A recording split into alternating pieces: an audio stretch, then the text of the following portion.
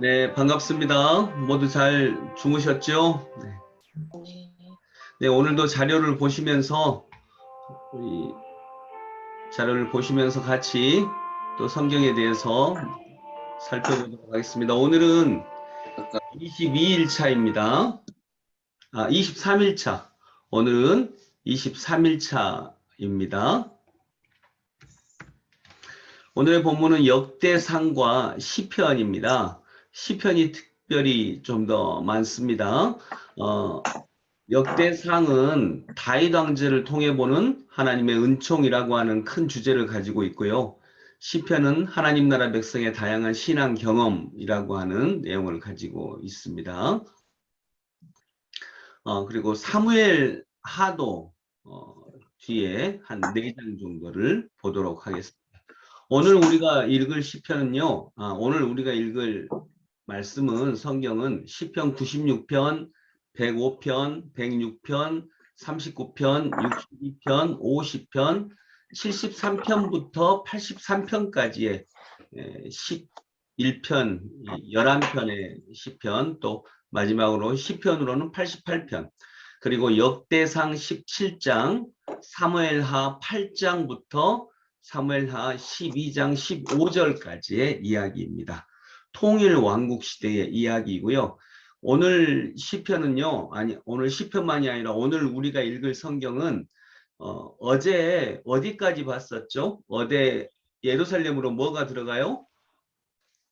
법궤. 하나님의 언약궤를 예루살렘으로 모시는데 그 하나님의 언약궤를 예루살렘으로 모셨을 때에 그 하나님을 찬양했던 그런 걸로 그런 시편은 아닌데 그때 그 법궤 앞에서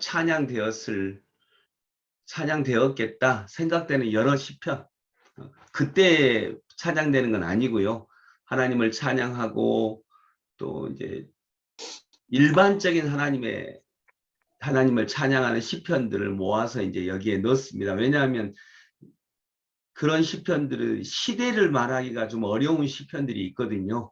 네, 그런 시편들을 넣고 또 73편부터 83편까지는 아삽이라고 하는 사람의 시인데 이 아삽이 누구냐면 다윗의 찬양 대장입니다. 그래서 아삽의 시편이라고 기록되어 있는 시편을 다 넣고요. 그리고 역대상 17장 그리고 사무엘하 8장부터 12장까지는 어떤 내용이냐면 다윗이 그 언약궤를 예루살렘으로 모셔드린 다음에 또 전쟁을 해서 승리를 한 이야기와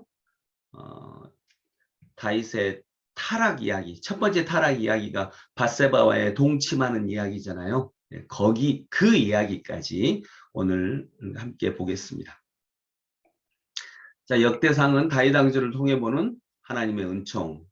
그래서 여러분 제가 여러 번 강조하지만 역대상은 두 부분으로 나눕니다. 족보와 그 다윗의 승리, 그리고 시편은 하나님 나라 백성의 다양한 신앙 경험, 사무엘하는 세 부분으로 나누는데 사무엘하는 다윗 왕국의 명함 이야기예요. 명함이니까 1장은 순종과 승리, 1장부터 10장은 순종과 승리, 중간 부분은 죄와 혼돈, 이게 명함이니까요. 그리고 21장부터 24장까지는 다윗 왕국에 대한 평가가 나옵니다.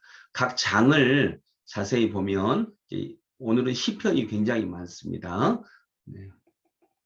96편은 법궤를 모시면서 드린 감사 찬송 시, 96편, 105편, 106편은 법궤를 모시면서 드린 감사 찬송 시입니다. 거룩한 영광 가운데 드리는 예배, 그리고 105편은 영원히 신실하신 여호와, 106편은 죄를 용서하는 기쁨. 이 내용들이 법궤를 모시면서 드린 감사 찬송시인데 각각의 내용들은 이렇게 다릅니다. 39편은 지혜와 용서를 구하는 시, 62편은 구원의 하나님께 헌신을 다짐하는 찬양시, 조용히 하나님의 구원을 기다리라. 50편은 의로우신 재판관이신 하나님, 73편부터 83편까지는 다윗의 찬양대 대장인 아삽의 시편입니다. 73편은 하나님을 신뢰하는 자의 축복, 74편은 압제자로부터 구원을 강구하는 기쁨. 75편은 악인을 심판하시는 하나님에 대한 감사. 76편은 여호와가 노하시면 누가 당신 앞에 설 수 있습니까?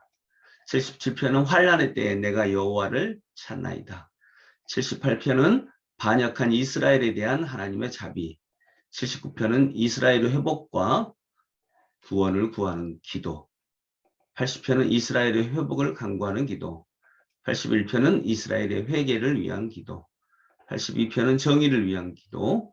83편은 적으로부터의 구원을 호소하는 기도. 88편은 왜 고난 가운데 있는지를 알지 못하지만 여전히 신실하신 하나님을 신뢰하면서 드린 기도입니다.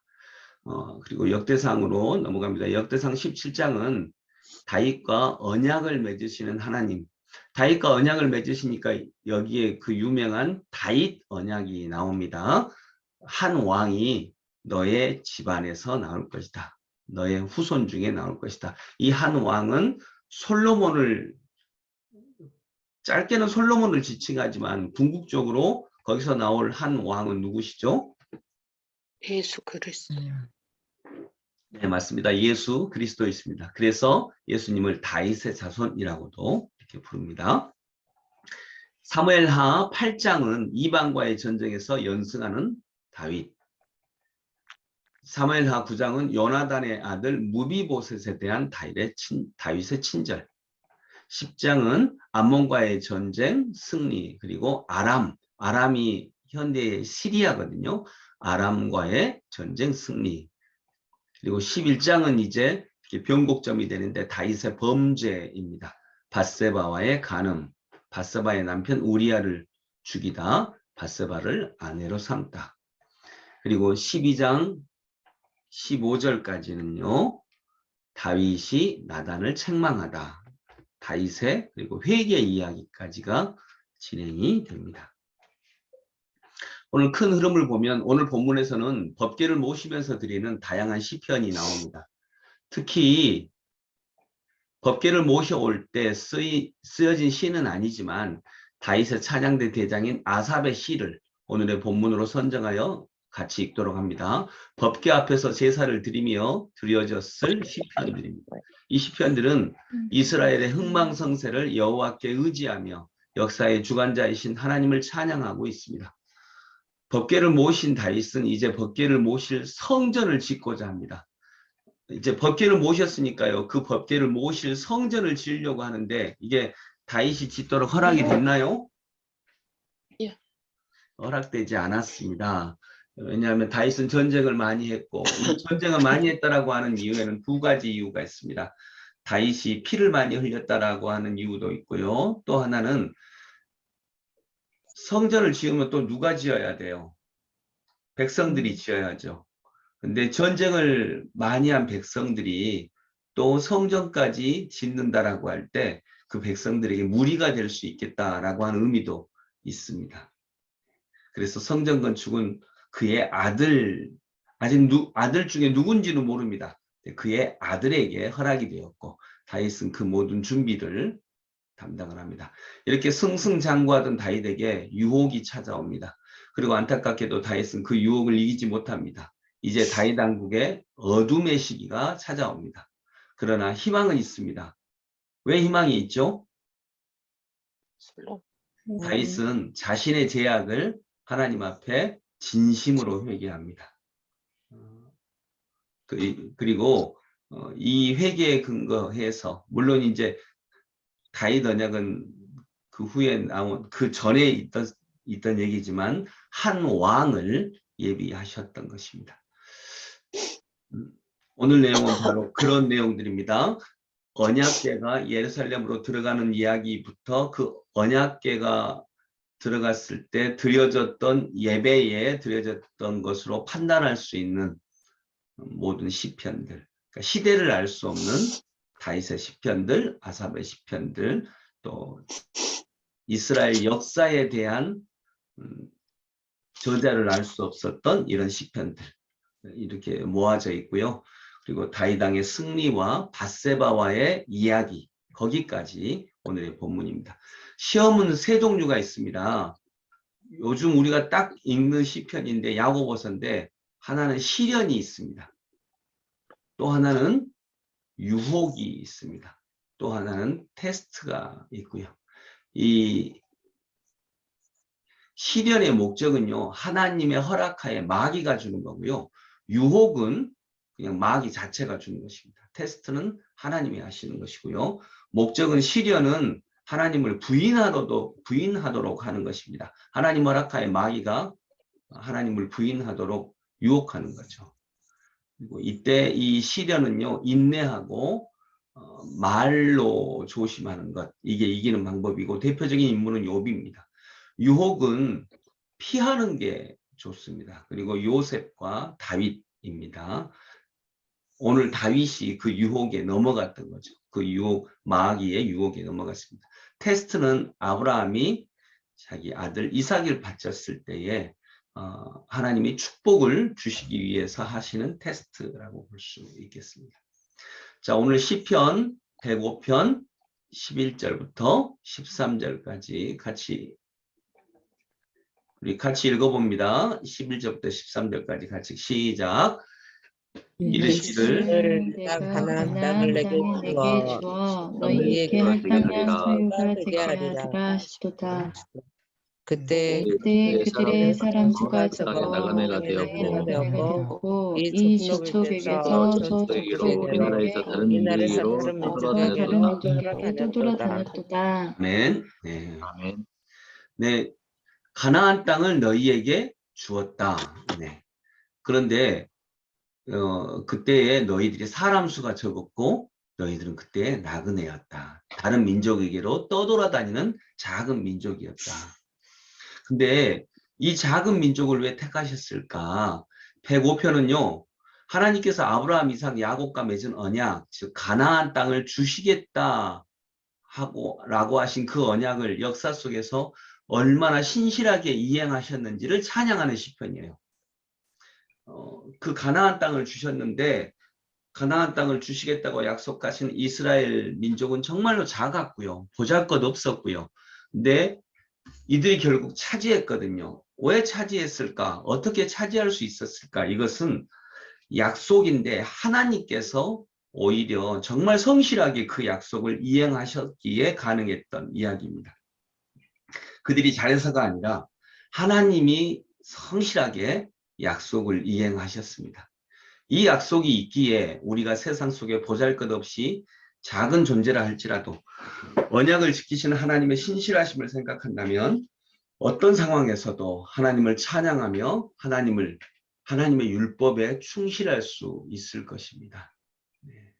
하나님이 지키십니다. 그래서 어떤 상황에서도 하나님의 신실하심을 찬양할 때에 지금 우리가 비록 작고 연약하고 부족한 존재라 할지라도 결국 하나님은 약속을 지키신다라고 하는 그런 이야기입니다. 자, 여러분, 그 양쪽이 약속을 했어요. 예를 들어 부부들이 약속을 했어요. 근데 이 부부가 약속을 했고 또 친구가 약속을 했어. 그러니까 어떤 시간 약속을 했는데 이 약속이 계속 진행이 되려면 한 명이 약속을 어겼어요. 약속을 어긴 자가 그 이후에도 약속을 잘 지키면 이게 약속이 이행될까요? 아니면 약속을 지킨 사람이 더 잘 지켰을 때 그 약속이 더 굳건해질까요? 약속을 잘 지킨 사람이 네. 예, 약속을 잘 지킨 사람이 그 약속을 붙잡았을 때 더 시행이 되는 것입니다. 예를 들어 부부 사이에 서로 신실하자 약속을 했죠. 근데 한 명이 그걸 약속을 어겼어. 너무 부끄러운 짓을 했어. 오늘 다윗처럼. 근데 그 사람이 야, 내가 한번 약속은 어겼는데 내가 정말 잘못한 일을 했는데 나 이제부터 안 할게. 잘할게 라고 했을 때 이 약속이 지켜지지 않아요. 내가 잘한다니까 왜 그래 자꾸 이렇게 성질 낼 자격이 없어요. 근데 두 사람 중에 나는 약속을 잘 지켰어. 근데 약속을 잘 지킨 사람이 당신이 한번 실수를 했지만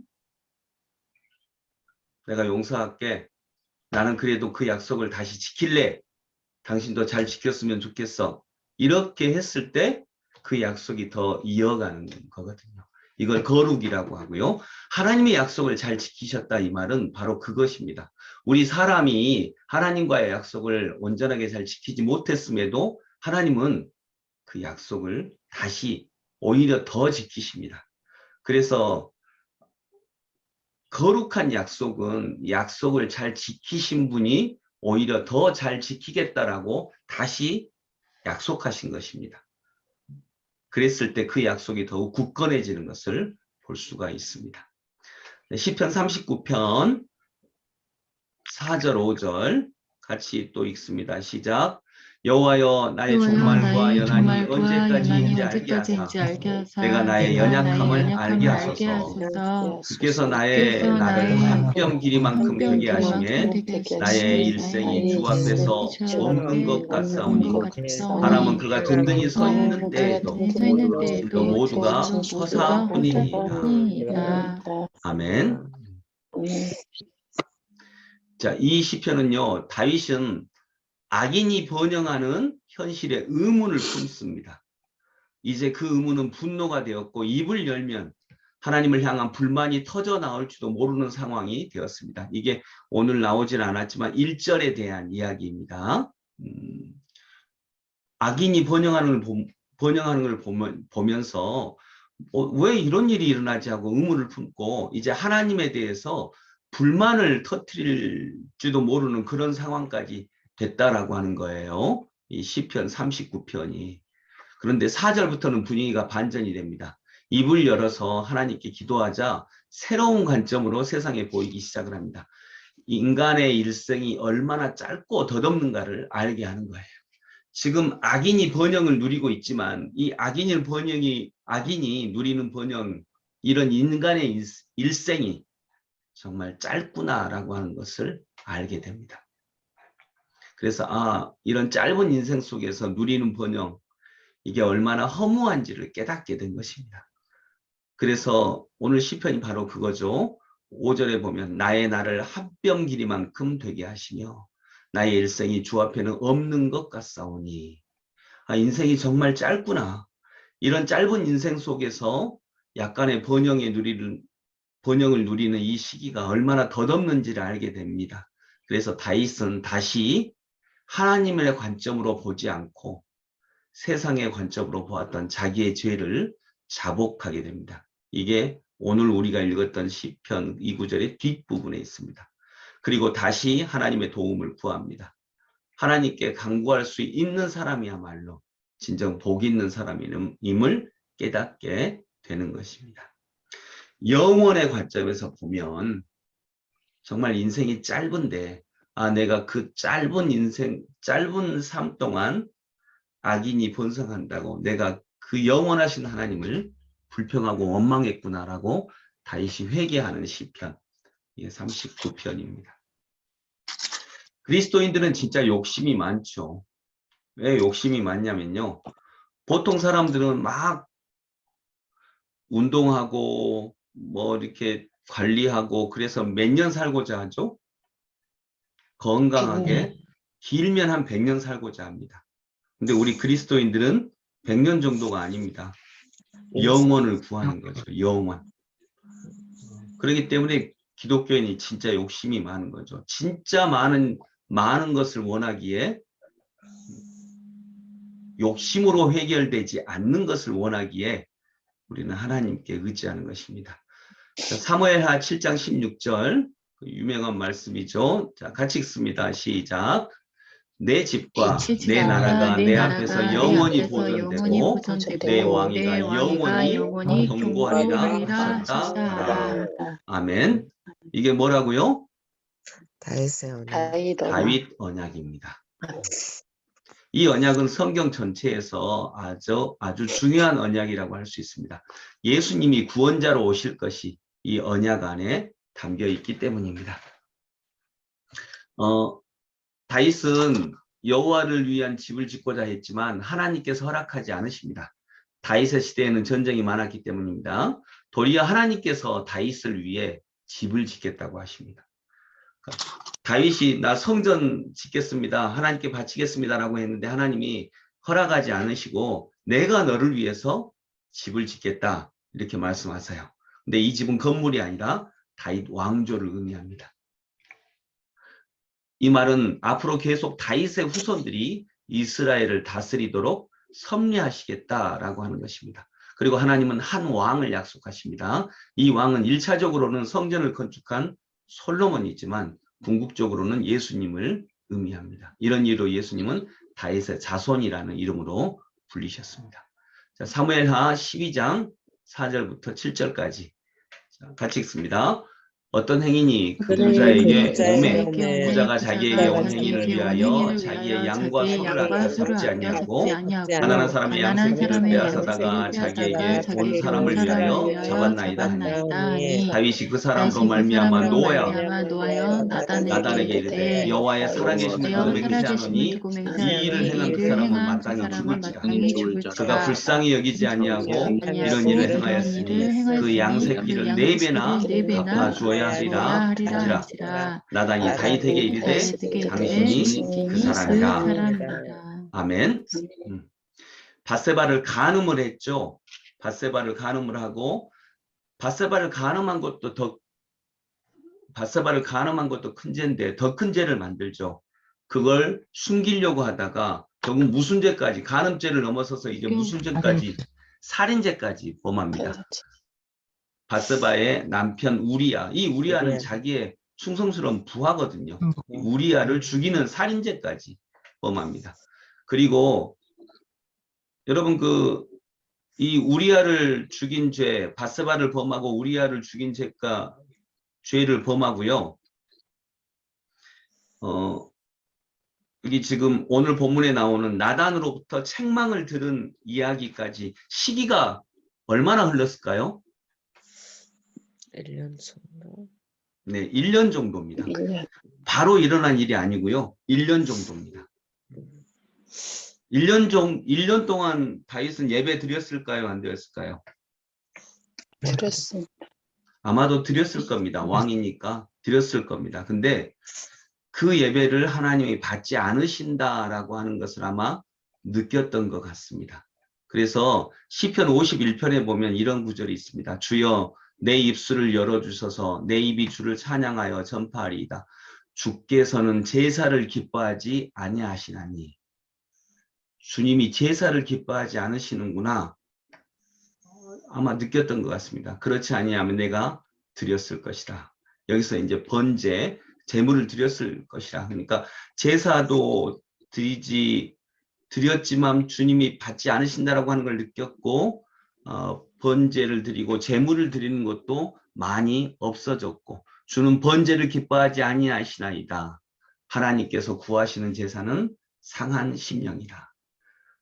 그러니까 다윗이 이 기간 동안 예배도 드렸는데 하나님이 기뻐하지 않으신다는 걸 자기 스스로 느꼈어요. 그리고 하나님이 진짜 원하시는 예배는 제물 많이 드리는 거 원하시지 않는구나. 내가 입술을 열어 하나님께 회개하고 하나님을 찬양하고 하나님을 진심으로 감사하는 것, 이걸 원하시는구나 라고 알았다, 느꼈다라고 하는 것입니다. 그리고 5절에 보면 야, 그런 사람이 있냐? 그런 사람은 반드시 죽으리라. 하나님의 살아계심을 두고 맹세하는데 반드시 죽을 거야. 이렇게 얘기합니다. 그만큼 다윗이 이 일에 분노하죠.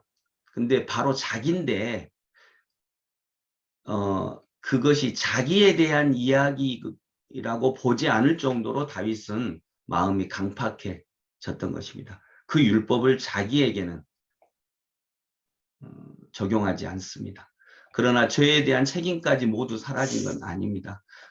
근데 나단의 질책 이후에 그래도 다윗이 소망이 있었던 것이 나단의 질책 이후에 다윗이 진심으로 회개합니다. 진심으로 회개합니다. 그래서 시편 57편이 오늘 우리가 읽은 시편 50편의 그 다음에 나오죠. 진심으로 회개했다 그래서 죄에 대한 책임까지 모두 사라진 건 아닙니다. 하나님은 용서해 주셨지만 칼이 너의 집에서 영원히 떠나지 아니하리라 하고 10절에 말씀하시고 그에 대한 책임은 물으십니다. 축복은 하시되 책임은 물으십니다. 그리고 그대로 다윗의 가문에는 칼의 저주가 끊이지 않습니다. 오늘은 우리가 그 밧세바와의 동침 이야기 그리고 다윗의 회개 이야기까지 살펴보았습니다. 찬송가 342장 찬양 드립니다. 찬송가 342장